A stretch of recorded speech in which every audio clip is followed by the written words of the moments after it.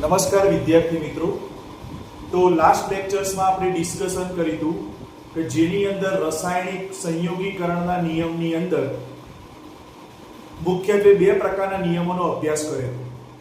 જેની અંદર પ્રથમ નિયમ હતો દળ સંરક્ષણનો નિયમ, બીજો નિયમ હતો નિશ્ચિત પ્રમાણનો નિયમ। બરાબર। તો આ બે નિયમોનો અભ્યાસ રાસાયણિક સંયોગીકરણના નિયમની અંદર કર્યો। ઓકે, રાસાયણિક સંયોગીકરણના નિયમમાં મુખ્યત્વે 5 નિયમો છે। જેની અંદર પ્રથમ નિયમ આપણે નક્કી કર્યો તો દળ સંચયનો નિયમ, બીજો તો નિયમ હતો નિશ્ચિત પ્રમાણનો નિયમ, ત્રીજો નિયમ હતો ગુણક પ્રમાણનો નિયમ, ચોથો નિયમ હતો વાયુ કદનો નિયમ જે ગેલ્યુશિક નામના વૈજ્ઞાનિકે આપેલો છે, અને લાસ્ટ નિયમ હતો એવોગ્રેડોનો નિયમ।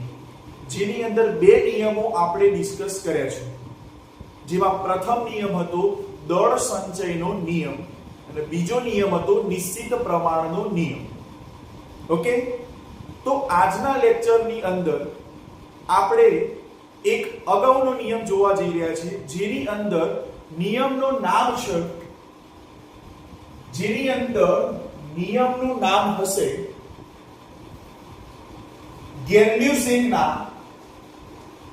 ગેલ્યુશિકના વાયુ કદના નિયમ। ગેલ્યુશિકના વાયુ કદના નિયમ। ઓકે, શું કહે છે કે ગેલ્યુશિકના વાયુ કદના નિયમ। તો આ નિયમ સૌપ્રથમ મુદ્દો જોઈએ તો આ નિયમ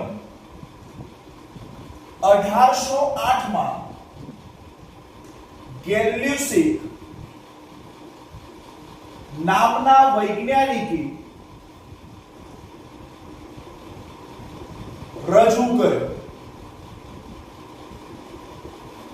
તો અહીંયા પહેલો નિયમનો અંદર પહેલું સ્ટેટમેન્ટ આપે છે કે આ નિયમ 1808 માં ગેલ્યુશિક નામના વૈજ્ઞાનિકે રજૂ કર્યો।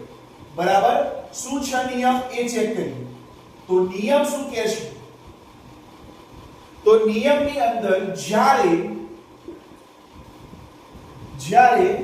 રાસાયણિક પ્રક્રિયામાં વાયુ સંયોજાય છે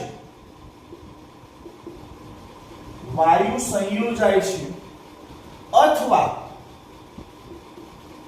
ઉત્પન્ન થાય છે। નિયમ શું કહે છે સમજીએ। જ્યારે રાસાયણિક પ્રક્રિયામાં વાયુ સંયોજાય છે અથવા ઉત્પન્ન થાય છે ત્યારે જો વાયુઓના સમાન તાપમાન અને દબાણ સમાન હોય તો તેમના કદનો ગુણોત્તર સાદી પૂર્ણાંક સંખ્યા છે।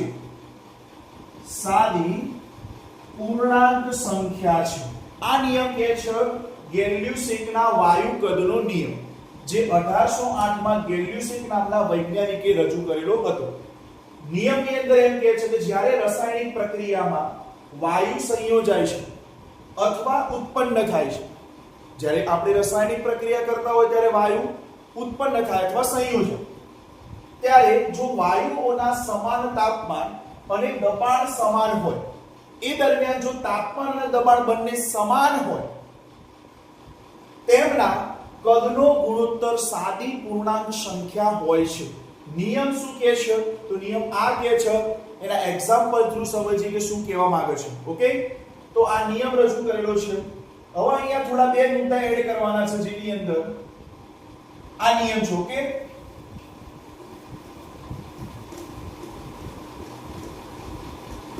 આ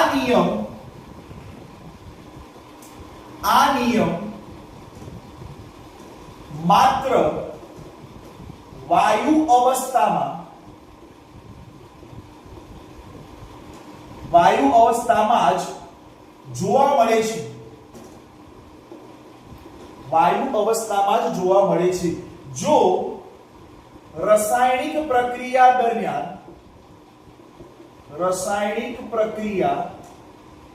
દરમિયાન વાયુ ઉત્પન્ન થતો જોવા ન મળે તો આ નિયમ લાગુ પાડી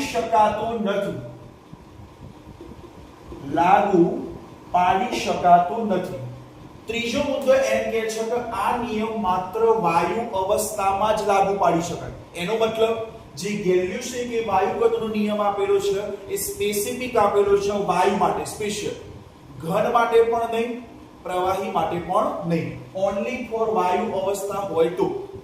સેકન્ડ સ્ટેટમેન્ટ કહે છે જો રાસાયણિક પ્રક્રિયા દરમિયાન વાયુ જ ન હોય, તો કોઈ પણ રાસાયણિક પ્રક્રિયા જ્યારે કરો છો એમાં જો વાયુ જ નહીં હોય તો એ રાસાયણિક પ્રક્રિયાની અંદર આ નિયમ લાગુ પાડી શકાતો નથી. બરાબર. નેક્સ્ટ, આ નિયમમાં તાપમાન અને દબાણ સમાન હોય છે. બરાબર. આ નિયમ દરમિયાન તાપમાન અને દબાણ સમાન જોવા મળશે. ઓકે, તો તાપમાન અને દબાણ આ નિયમની અંદર સમાન જોવા મળશે. ઓકે, આ ચાર મુદ્દા છે. એના પછી એક્ઝામ્પલ જોઈએ. ઓકે, એક્ઝામ્પલ શું કહે છે સમજીએ.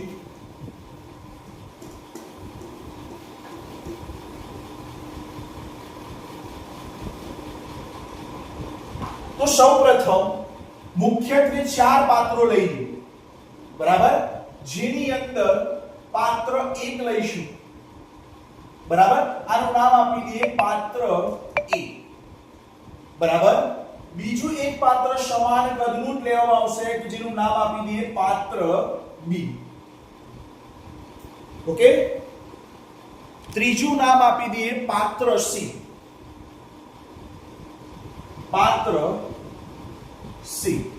અને ચોથું પાત્ર એક આપવાનું છે જેની અંદર નામ આપીશું પાત્ર D. ઓકે, મુખ્યત્વે ચાર પાત્રો લીધા છે આપણે. પાત્ર A, પાત્ર B, પાત્ર C અને પાત્ર D.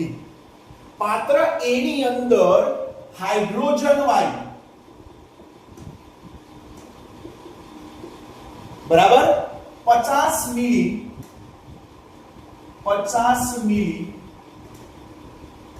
છે. બરાબર. એનો મતલબ જે પાત્ર A છે એની અંદર જે હાઇડ્રોજન વાયુ ભરેલો છે એ 50 મિલી છે. બરાબર.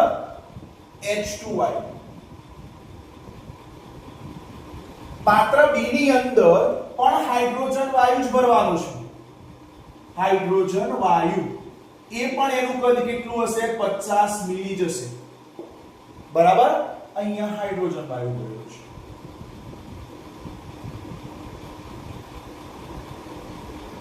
ઓકે. પાત્ર C ની અંદર, તો પાત્ર C માં પણ અહીંયા હવે વાયુ બદલાઈ જશે. અહીંયા પાત્ર C માં ઓક્સિજન વાયુ ભરવાનું છે. કયો વાયુ ભરવાનો છે? ઓક્સિજન વાયુ. ઓકે. જેનું કદ કેટલું હશે? 50. એ પણ કેટલા મિલી હશે? 50 મિલી ઓક્સિજન વાયુ ભરવાનું છે અહીંયા. રાઈટ. તો મુખ્યત્વે અહીંયા પાત્ર ટોટલ કેટલા થયા? પાત્ર A, પાત્ર B, પાત્ર C અને પાત્ર D. જેની અંદર પાત્ર A માં હાઇડ્રોજન વાયુ ભરેલો છે 50 મિલી. પાત્ર B માં હાઇડ્રોજન વાયુ ભરેલો છે એ પણ 50 મિલી કટથી. પાત્ર C માં ઓક્સિજન વાયુ ભરેલો છે 50 મિલી. બરાબર. જ્યારે આ ટોટલ પાત્રને ભેગા કરીએ તો વાસ્તવિક કદ કેટલું આવવું જોઈએ? માની લો સમજો પાત્ર A નો કેટલા મિલી કદ છે? 50 મિલી. પાત્ર B નું કેટલા કદ હાઇડ્રોજન વાયુ ભરેલો છે? 50 મિલી. પાત્ર સી માં કેટલા કદથી ઓક્સિજન વાયુ ભરેલો છે તો 50 મિલી. તો ટોટલ કદ કેટલું આવવું જોઈએ 150 મિલી. બરાબર. ટોટલ કદ કેટલું થાય 50 50 50. ટોટલ 150 મિલી કદ થવું જોઈએ. પરંતુ આ નિયમ અહીંયા ખોટો પડે છે. કેમ? કારણ કે ગેલ્યુસેક નામના વૈજ્ઞાનિકે સરવાળાનો નિયમ આપેલો નથી. બરાબર. એને શું કીધું કે જ્યારે પણ કોઈ પણ વાયુને ભરવામાં આવશે તો એના કદનો ગુણોત્તર એક સાદી નાની પૂર્ણાંક સંખ્યા હોય. બરાબર. તો અહીંયા સરવાળો ન કરી શકાય. ખ્યાલ આવી ગયો? 50 50 50 સરવાળાનો નિયમ ગેલ્યુસેક નામના વૈજ્ઞાનિકે આપેલો નથી. બરાબર. તો અહીંયા આ વસ્તુ અહીંયા ખોટી પડે છે. બરાબર. તો એના માટે શું કરવું પડશે? તો પાત્ર ડી ની અંદર જે H2O બનશે, બરાબર, એટલે પાણી છે જે વરાળ સ્વરૂપે હશે. એટલે વરાળ બાષ્પ સ્વરૂપે, વરાળ સ્વરૂપે હશે પાણી H2. કેમ? કારણ કે હાઇડ્રોજનના બે પરમાણુ ઓક્સિજનના એક પરમાણુ સાથે સંયોજાઈને શું બનાવશે? H2O.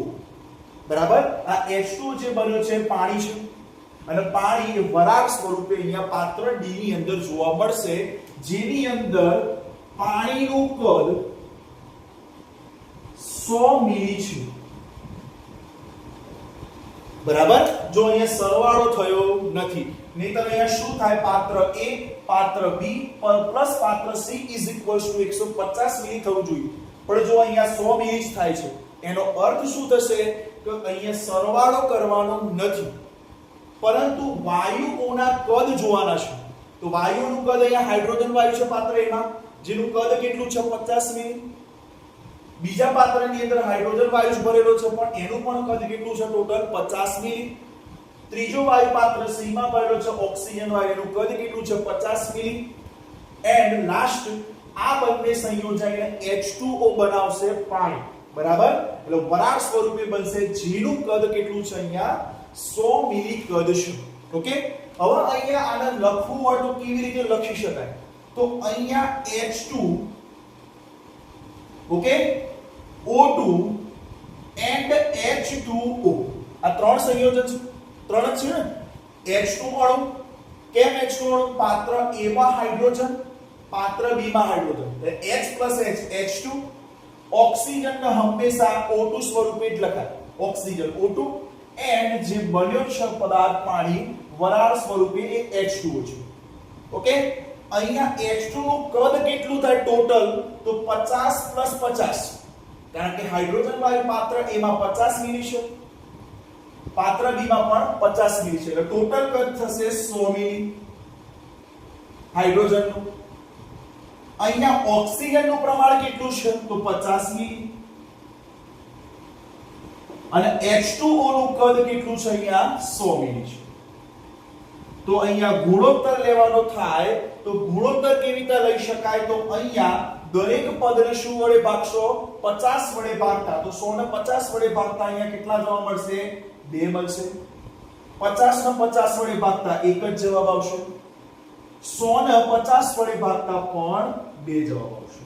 એનો મતલબ જે આ વાયુ લીધા છે એનો ગુણોત્તર, આ ગુણોત્તર જે મળ્યો છે એ સાદી નાની પૂર્ણાંક સંખ્યા છે. પૂર્ણાંક સંખ્યા છે. આ કે અપૂર્ણાંક છે 2.5 છે, 1.5 એવો જવાબ મળશે નહીં. અહીંયા પૂર્ણાંક સંખ્યા જ મળશે, પણ એકદમ નાની. એવું નહીં કે 50/50 મળે. એક સાદી નાની પૂર્ણાંક સંખ્યા મળશે 2/1/2. બરાબર. તો આ પ્રકારના નિયમમાં ગેલ્યુસેક નામના વૈજ્ઞાનિકે વાયુ કદનો નિયમ આપેલો છે, જેની અંદર જ્યારે રાસાયણિક પ્રક્રિયા દરમિયાન વાયુ સંયોજાય છે અથવા ઉત્પન્ન થાય છે ત્યારે તે વાયુ સમાન તાપમાને સમાન દબાણે હોય તો તેમના કદનો ગુણોત્તર એક સાદી નાની પૂર્ણાંક સંખ્યા હોય છે. બરાબર. આ ગેલ્યુસેક નામના વૈજ્ઞાનિકે રજૂ કરેલું છે. ઓકે. તો આ નિયમનો એક બેસ્ટ એક્ઝામ્પલ છે, જેની અંદર પાત્ર A માં હાઇડ્રોજન વાયુ 50 મિલી ભર્યો છે, પાત્ર B માં હાઇડ્રોજન વાયુ 50 મિલી ભર્યો છે, પાત્ર C માં ઓક્સિજન વાયુ 50 મિલી ભર્યો છે. આ ત્રણેય પાત્રો સંયોજાઈને H2O બનાવશે વરાળ સ્વરૂપે જે પાત્ર ડી માં છે જેનું કદ કેટલું છે 100 મિલી. ઓકે, આ H2 બન્યું, ઓક્સિજન નો O2 સ્વરૂપે લખાય, H2 નું અહીંયા H2 થઈ ગયા. ટોટલ કદ કેટલું છે? ચલો, H2 નું કદ 50 + 50 = 100, O2 નું કદ 50 મિલી, H2 નું કદ 100 મિલી. હવે ત્રણે ત્રણ નો સરળાશ ગુણોત્તર લઈએ તો દરેક પદને 50 વડે ભાગતા 2:1:2 જવાબ મળે છે. આ ગેલ્યુસેકના વાયુ કદના નિયમે સમજાવેલું છે. ઓકે, તો આ બેસ્ટ એક્ઝામ્પલ છે, ચેક કરી લો.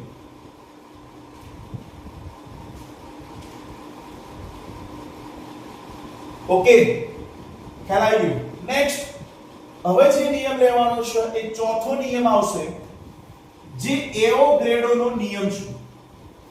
જે નિયમ એવોગ્રેડોનો નિયમ છે,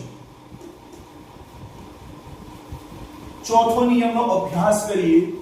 એવોગ્રેડોનો નિયમ, ચોથો એવોગ્રેડો નો નિયમ. એવોગ્રેડોનો નિયમ, બરાબર. તો આ નિયમ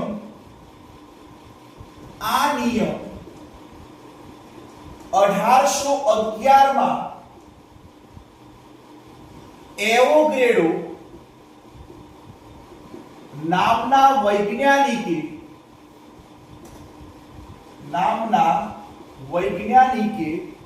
રજૂ કર્યો. બરાબર. આ નિયમ 1811 માં એવોગ્રેડો નામના વૈજ્ઞાનિકે રજૂ કરેલો છે. બરાબર. નિયમ શું છે સમજીએ. તો નિયમની અંદર શું કહે છે સમજવાનું છે. સમાન તાપમાન અને સમાન દબાણ, સમાન તાપમાને સમાન દબાણે, સોરી, ઓકે, નિયમની અંદર સમાન તાપમાને અને સમાન દબાણે વાયુના સમાન કદ, સમાન સંખ્યાઓમાં અણુઓ ધરાવે છે. સમાન સંખ્યામાં અણુઓ ધરાવે છે. ઓકે, નિયમ શું કહે છે સમજવાનો છે. એવોગ્રેડોનો નિયમ 1811 માં એવોગ્રેડો નામના વૈજ્ઞાનિકે રજૂ કરેલો છે આ નિયમ, જેની અંદર નિયમ શું કહે છે કે સમાન તાપમાને અને સમાન દબાણે, તાપમાન અને દબાણ સમાન રાખીશું, વાયુના સમાન કદ, સમાન સંખ્યામાં અણુઓ ધરાવે છે. બરાબર.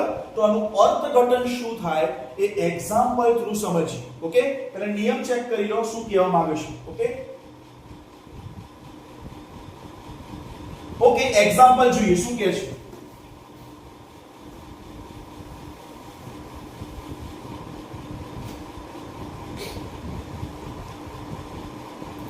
તો એક્ઝામ્પલ ની અંદર જ્યારે પણ એક પાત્ર લઈએ, બરાબર, એ પાત્રની અંદર માની લો કે આ પાત્ર છે. ઓકે, અને આ પાત્રનું કદ 100 મિલી છે. સમજો, અહીંયા પ્રશ્ન શું છે સમજવાનું છે. અહીંયા જે પાત્ર લીધું છે એ પાત્રનું કદ કેટલું છે 100 મિલી છે. બીજું એક પાત્ર લઈ લઈએ, એ પાત્રનું કદ પણ 100 મિલી છે. તો પાત્રનું કદ 100 મિલી છે. રાઈટ. ઓકે, બંનેના કદ જો સમાન છે એટલે વાયુઓના કદ સમાન છે, એનો મતલબ અહીંયા આ પાત્રની અંદર H2 વાયુ ભરવાનો છે. કયો વાયુ ભરશો? H2 વાયુ. જ્યારે આ પાત્રની અંદર CO2 વાયુ ભરવાનો છે. કયો વાયુ ભરવાનો છે? CO2 વાયુ. ઓકે, પાત્ર 1 છે જેનું કદ 100 મિલી છે, પાત્ર 2 છે જેનું કદ 100 મિલી છે. એક પાત્રની અંદર હાઇડ્રોજન વાયુ H2 વાયુ ભરવાનો છે બીજાની અંદર CO2 વાયુ ભરવાનો છે, બરાબર. તો અહીંયા શું કહે છે સમજવાનું છે. તો ટોટલ સમાન કદ છે, જો બંને પાત્ર પણ બંને સમાન છે, કદ પણ બંનેના સમાન છે, તો સમાન સંખ્યામાં અણુઓ ધરાવે છે, બરાબર. તો સમાન સંખ્યામાં અણુ કેવી રીતે નક્કી થશે? તો સમાન સંખ્યાની અંદર અણુ કેવા છે તો એ ચેક કરવાનું છે. તો આની અંદર જો H2 વાયુ છે એના અણુઓ જે છે એ જ અણુઓ આ CO2 વાયુના અણુ જેટલા થાય. ક્યારે થાય? તો જ્યારે પાત્રનું કદ 100 મિલી હોય. એનો મતલબ વાયુઓ સમાન કદથી જ ગોઠવાયેલા હોય, કારણ કે જે પણ વાયુ હોય એને જે પાત્રમાં ભરવામાં આવશે એ પ્રકારનો આકાર ધારણ કરે, બરાબર. એટલે વાયુ કોઈ પણ પાત્રની અંદર સંપૂર્ણપણે જગ્યા રોકી શકે છે. આ વાયુનો ગુણધર્મ છે, બરાબર. તો જેની અંદર આ બંને વાયુ અલગ અલગ અવસ્થામાં ભરેલા છે, પણ કન્ડિશન શું છે? તાપમાન સમાન છે, દબાણ સમાન છે, કદ પણ સમાન છે, બંને પાત્રો સમાન લીધા છે, ખાલી માત્ર ને માત્ર વાયુ જુદા જુદા છે. એક પાત્રની અંદર હાઇડ્રોજન વાયુ ભરેલો છે, બીજા પાત્રની અંદર કાર્બન ડાયોક્સાઇડ વાયુ ભરેલો છે. ખ્યાલ આવી ગયો?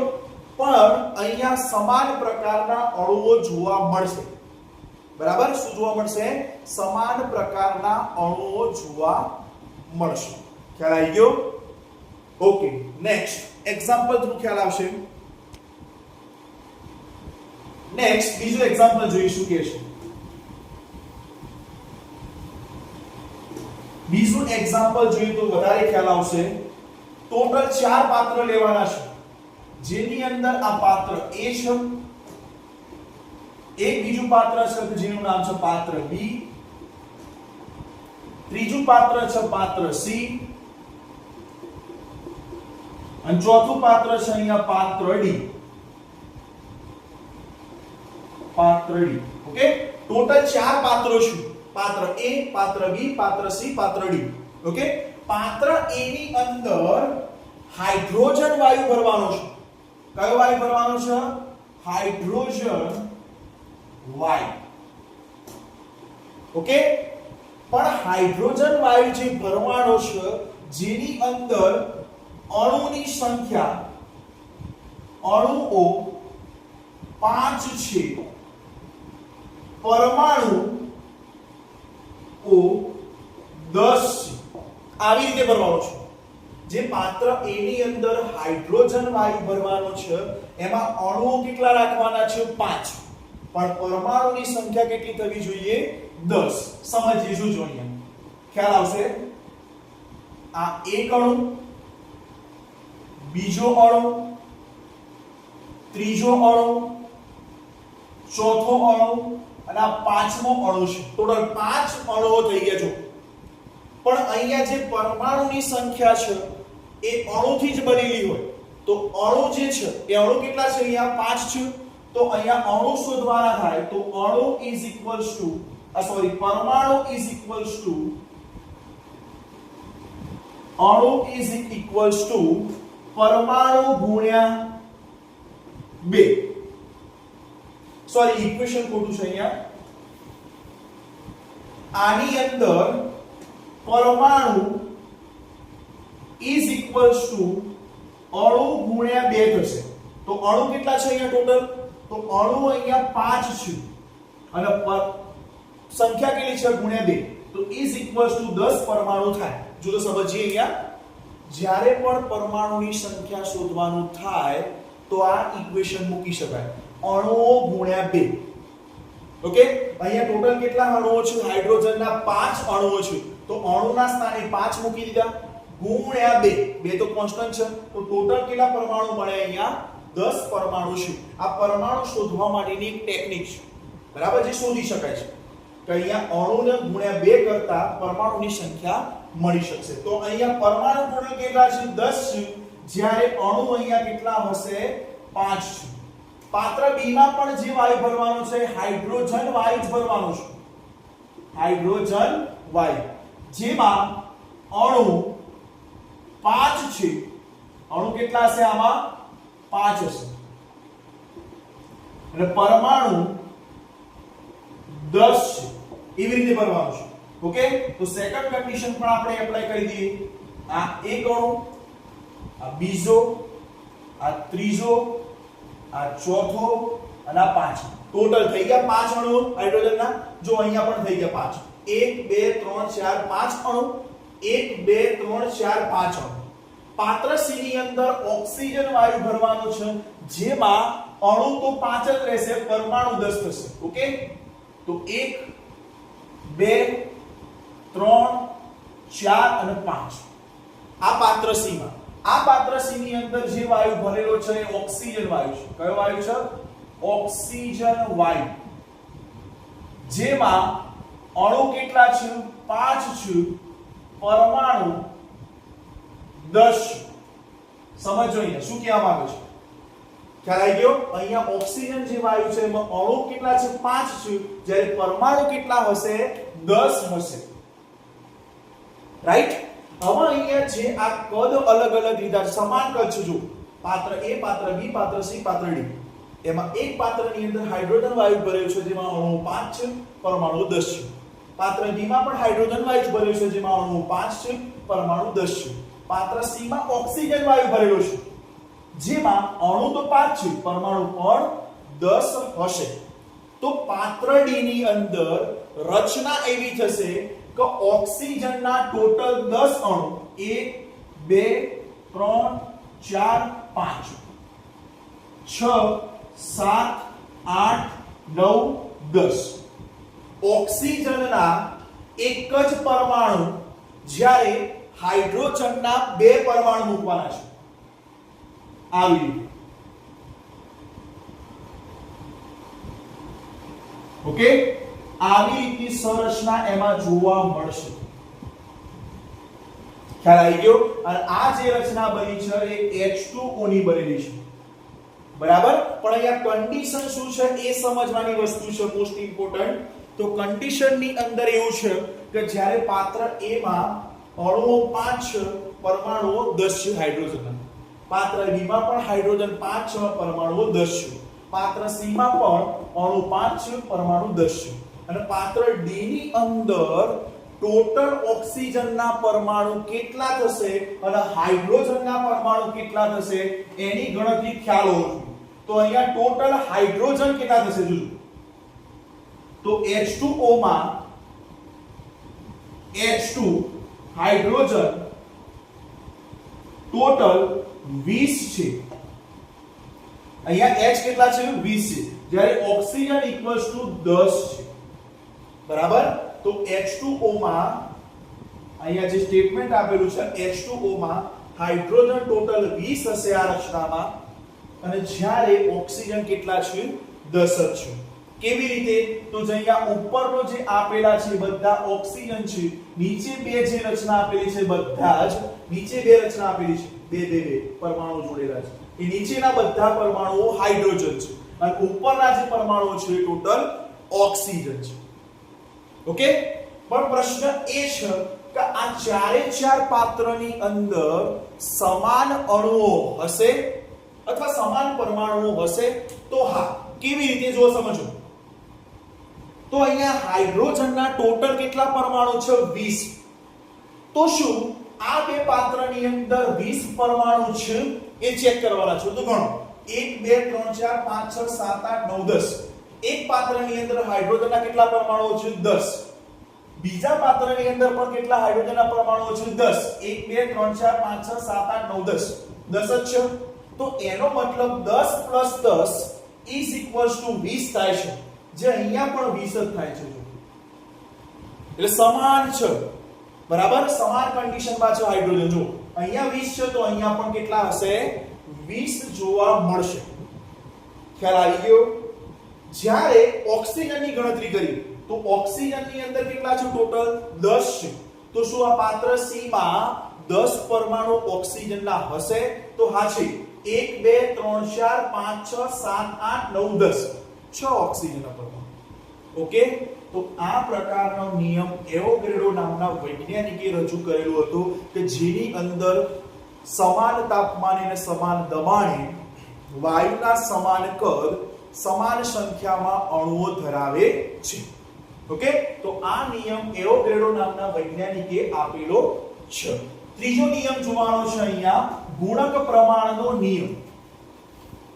ત્રીજો નિયમ છે ગુણક પ્રમાણનો નિયમ.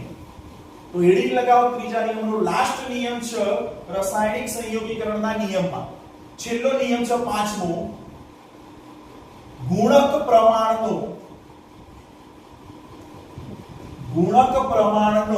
નિયમ. ગુણક પ્રમાણનો નિયમ શું કહે છે નિયમ એ સમજવાનું છે. ઓકે, તો ગુણક પ્રમાણના નિયમમાં શું કહે છે સમજવાનું છે. તો ગુણક પ્રમાણનો નિયમ 1803 માં, તો આ નિયમ 1803 માં ડાલ્ટન નામના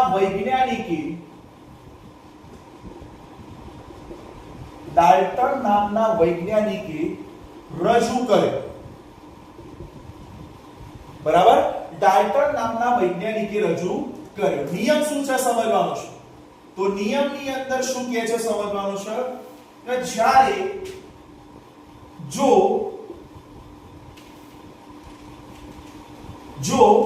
બે તત્વો સંયોજિત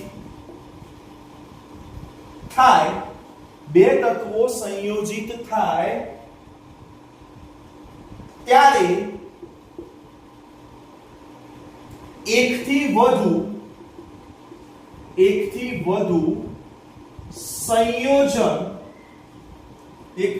સંયોજન બનાવે છે. તો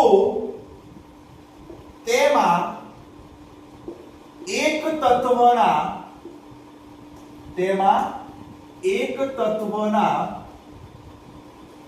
નિશ્ચિત દળ અને સંયોજિત થતા બીજા તત્વના દળ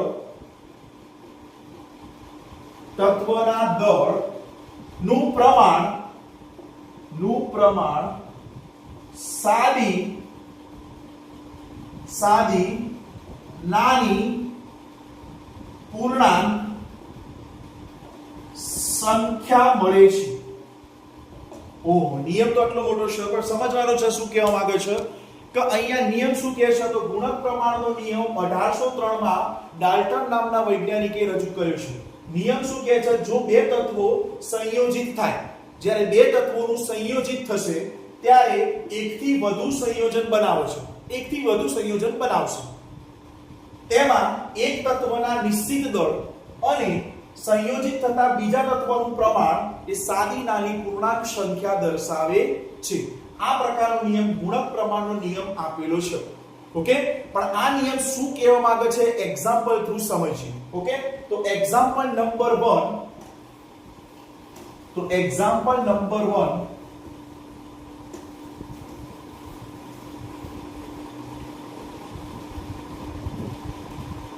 તો અહીંયા એક્ઝામ્પલ 1 જોઈએ. શું કહેવા માંગે છે આ નિયમ. માની લો કે અહીંયા બે તત્વો છે કે જેની અંદર એક તત્વ છે H2 અને બીજું તત્વ છે અહીંયા O2. બરાબર, આ બંને તત્વો જ્યારે સંયોજિત થશે, બરાબર, આ બંને તત્વો જ્યારે રાસાયણિક પ્રક્રિયા કરશે,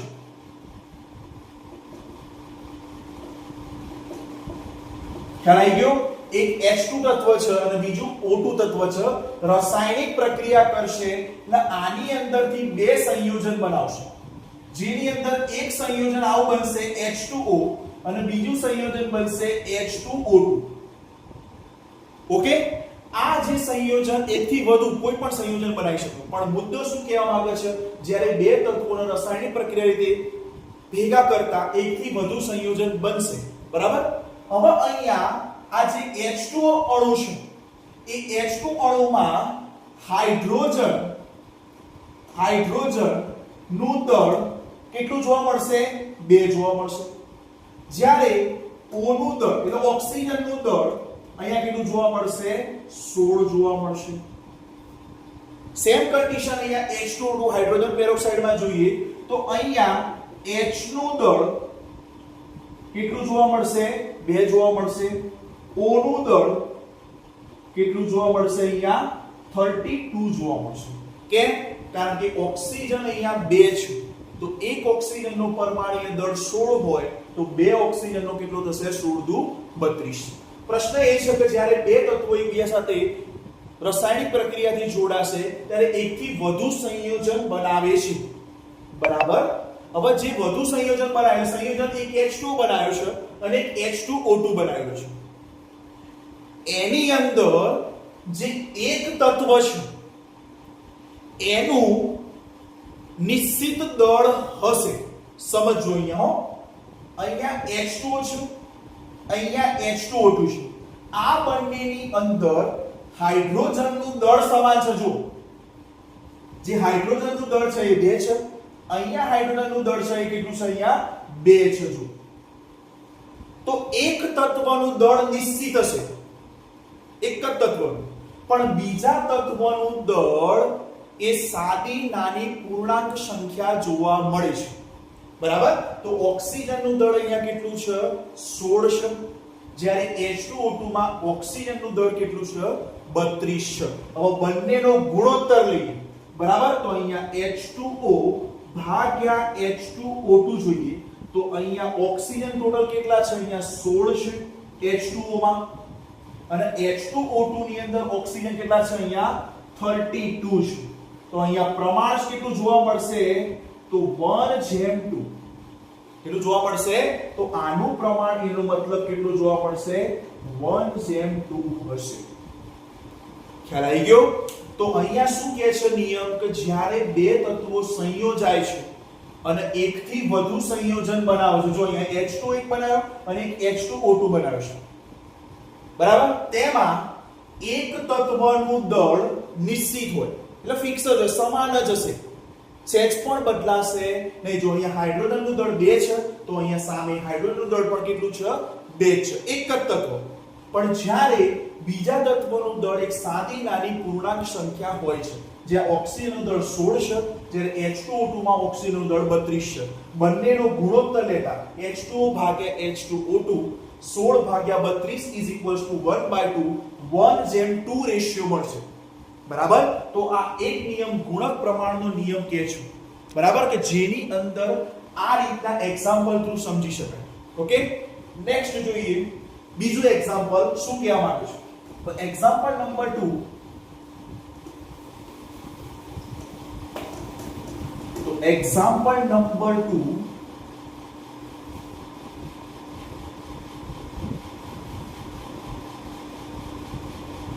એક્ઝામ્પલ 2 એક કોષ્ટક બનાવીએ છીએ.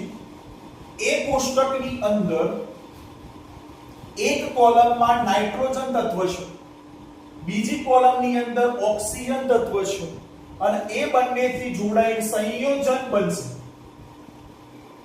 ઓકે? એક્ઝામ્પલ શું છે સમજવાના છે. રાઈટ? તો અહીંયા અલગ અલગ પ્રકારના સંયોજન બનશે. સૌપ્રથમ અહીંયા જે સંયોજન બને છે એ N2O સંયોજન બને છે, જેની અંદર નાઇટ્રોજનનું પ્રમાણ 28 હશે, ઓક્સિજનનું પ્રમાણ 16 હશે. એક સંયોજન આ બને છે, નાઇટ્રોજન અને ઓક્સિજન તત્વ બંને જોડાતા. બીજું સંયોજન અહીંયા મળે છે NO, જેની અંદર નાઇટ્રોજનનું પ્રમાણ 14 હશે, ઓક્સિજનનું પ્રમાણ 16 હશે. ત્રીજું સંયોજન અહીંયા મળે છે N2O3, જેની અંદર નાઇટ્રોજનનું પ્રમાણ 28 હશે, ઓક્સિજનનું પ્રમાણ કેટલું હશે 16 48 48 જોવા મળશે. ઓકે? ચોથું સંયોજન છે અહીંયા NO2 અને છેલ્લું સંયોજન છે અહીંયા N2O5. બરાબર? N2O5. આમાં નાઇટ્રોજનનું પ્રમાણ 14 છે જ્યારે ઓક્સિજનનું પ્રમાણ 32 છે. ઓકે? ખ્યાલ આવી ગયો? લાસ્ટની અંદર નાઇટ્રોજનનું પ્રમાણ અહીંયા 28 હશે, અહીંયા ઓક્સિજનનું પ્રમાણ 80 જોવા મળશે. તો તો આ એક કોષ્ટક આપેલું છે અને આ કોષ્ટકની અંદર પ્રશ્ન એમ છે કે શું આ ગુણક પ્રમાણનો નિયમ દર્શાવે છે, બરાબર? તો આ ગુણક પ્રમાણનો નિયમ આ કોષ્ટકની અંદર સાબિત થાય છે. તો સમજીએ શું કહેવા માંગે છે. તો જેની અંદર જો નાઇટ્રોજન તત્વ છે, ઓક્સિજન તત્વ છે, આ બંને જોડે અલગ અલગ પ્રકારના સંયોજન બનાવે છે, જેમાં એક સંયોજન N2O, NO, N2O3, NO2, N2O5 અલગ અલગ પ્રકારના સંયોજન બનાવે છે. અને અહીંયા નાઇટ્રોજન તત્વનું દળ પણ અલગ અલગ છે. જો 28 છે દળ, 14 છે, 28 છે, 14 છે, 28 છે. ઓક્સિજનનું દળ પણ અલગ અલગ છે, 16, 16, 48, 32, 80. તો શું અહીંયા ગમે તે એક તત્વનું દળ તો સમાન થવું જ જોઈએ. કેમ? કારણ કે ગુણક પ્રમાણનો નિયમ શું કહે છે કે જ્યારે બે તત્વો એકબીજા સાથે સંયોજાશે અને એકથી વધુ સંયોજન બનાવશે તો એમાં એક તત્વનું દળ નિશ્ચિત હોય છે, જ્યારે બીજા તત્વનું દળ સાદી નાની પૂર્ણાંક સંખ્યા હોય છે. નિયમ તો એ કહે છે. તો અહીંયા શું કહેવા માંગે છે સમજીએ. તો આની અંદર જે એક્ઝામ્પલ છે એ એક્ઝામ્પલ થ્રુ સમજીએ. તો એક તત્વ છે એનું દળ જો નિશ્ચિત કરી દેવામાં આવશે તો બીજા તત્વનું દળ ઓટોમેટિકલી થઈ જશે. કેવી રીતે સમજીએ? તો અહીંયા ટોટલ નાઇટ્રોજન કેટલા છે? 28. અહીંયા કેટલા છે? 14 છે. અહીંયા 28 છે, 14 છે, 28 છે. ઓકે? તો અહીંયા દરેકની અંદર જો આને 28 કરી દેવામાં આવશે તો શું થાય? તો સમજ જોઈએ. જો આ તો ઓલરેડી 28 છે નાઇટ્રોજન, ઓકે? હવે આ 14 છે નાઇટ્રોજન. આને 28 કરવા માટે કેટલા વડે ગુણવા પડશે? ગુણ્યા 2 કરતા અહીંયા કેટલા મળશે? 28 મળશે. ઓકે? તો અહીંયા પણ 2 વડે ગુણવા પડશે. 16 ગુણ્યા 2 = 32 થશે. રાઈટ? બરાબર? કારણ કે કેમ? કારણ કે સૌપ્રથમ 28 હતો તો એમના 28 દરેક વખતે સેમ રાખીશું. અહીંયા 14 છે અને 28 કરવા માટે 2 વડે ગુણીશું તો 28 થઈ જશે. તો આને પણ 2 વડે ગુણીએ તો 32 થાય. ઓકે? આ ઓલરેડી 28 છે તો આને કોઈ ચેન્જ કરવાના નથી. આના 28 કરવા માટે કેટલા વડે ગુણવા પડશે? ગુણ્યા 2 = કેટલા થશે? આ પણ 28 થશે. ઓકે? આ પણ કેટલા થશે? 28 થશે. તો આના પણ કેટલા વડે ગુણવા પડશે? 28 વડે 2 વડે ગુણશું તો 32 ગુણ્યા 2 = 64 થશે. ઓકે? અને છેલ્લે તો 28 અને 80 તો છે. ઓકે? હવે અહીંયા જો નાઇટ્રોજનનું જે દળ છે એ દરેક વખતે નિશ્ચિત કરી દીધું છે. કેવી રીતે? જો પ્રથમમાં 28, બીજામાં 28, ત્રીજામાં 28, ચોથામાં 28, પાંચમામાં પણ 28 છે. એનો મતલબ એક તત્વનું દળ નિશ્ચિત કરી દીધું છે, જ્યારે બીજા તત્વનું દળ એક તત્વની સાપેક્ષે ઓટોમેટિક નિશ્ચિત થઈ જશે. કેવી રીતે નિશ્ચિત થશે તો એ સમજીએ. જો તો અહીંયા દરેકના ઓક્સિજનના પ્રમાણ લઈએ. ચલો ઓક્સિજનના પ્રમાણની અંદર પ્રથમ પ્રમાણ કેટલું છે? 16 જેમ 32 જેમ 48 જેમ 64 જેમ 80. ઓકે? આ નવું દળ મળ્યું. કેવી રીતે? તો અહીંયા નાઇટ્રોજનનું એક દળ નિશ્ચિત કરવામાં આવ્યું. 28 દરેક વખતે રાખવામાં આવે. જો અહીંયા પહેલેથી 28, અહીંયા 14 હતા તો 28 કરવા માટે 2 ગુણ્યા તો અહીંયા પણ 2 ગુણ્યા 28 28 28. એક તત્વનું દળ નિશ્ચિત થઈ ગયું. ઓકે? તો બીજા તત્વનું દળ આવું જોવા મળ્યું. કેટલું કેટલું? 16 32 48 64 80. શું આને આ રીતે ન લખી શકાય? સમજો અહીંયા આને બધાને 16 વડે ભાગી. ઓકે? આખી સિરીઝને 16 વડે ભાગશો તો અહીંયા 1 મળશે, અહીંયા 2 મળશે, અહીંયા 3 મળશે, અહીંયા 4 મળશે અને અહીંયા કેટલા મળશે? 5 મળશે. ઓકે? તો આ ઓક્સિજનના ગુણોત્તર આ પ્રમાણે સરેરાશ જોવા મળ્યા. એક સાદી નાની પૂર્ણાંક સંખ્યા હોય છે. ઓકે? એવું ન થાય કે એક ગુણોત્તર આવે પછી સીધો 5 આવે, એક ગુણોત્તર આવે પછી સીધો 9 આવે. જો અહીંયા સરખા નાના એક સરખા છે. જો 1 પછી 2, 2 પછી 3, 3 પછી 4, 4 પછી 5 એટલે સરેરાશ એક નાની પૂર્ણાંક સંખ્યા જોવા મળશે બરાબર તો આ નિયમ કે છે ગુણક પ્રમાણનો નિયમ ખ્યાલ આવી ગયો તો ટોટલ રાસાયણિક સંયોગીકરણના મુખ્યત્વે 5 પ્રકારનો અભ્યાસ કરી લીધો કે જેની અંદર પ્રથમ નિયમ હતો દળ સંરક્ષણનો નિયમ બીજો નિયમ હતો નિશ્ચિત પ્રમાણનો નિયમ ત્રીજો નિયમ હતો ડિસ્કસ કર્યું જેની અંદર ત્રીજો નિયમ શું હતો ગુણક પ્રમાણનો નિયમ ચોથો નિયમ હતો વાયુ કદનો નિયમ જે ગેલ્યુસિક નામના વૈજ્ઞાનિકે આપેલો છે અને છેલ્લો નિયમ એવોગ્રેડોનો નિયમ ઓકે તો આ 5 નિયમ જે છે એ રાસાયણિક સંયોગીકરણના નિયમના આધીન છે ઓકે હવે નેક્સ્ટ લેક્ચર્સ ની અંદર એક સરસ મજાનો ટોપિક છે જે ભણવાનો છે પરમાણ્વીય દળ અને આણ્વીય દળ બરાબર અને બીજો પ્રશ્ન ભણીશું ડાલ્ટનનો પરમાણ્વીય સિદ્ધાંત શું કહે છે સમજવાનું છે okay all the very best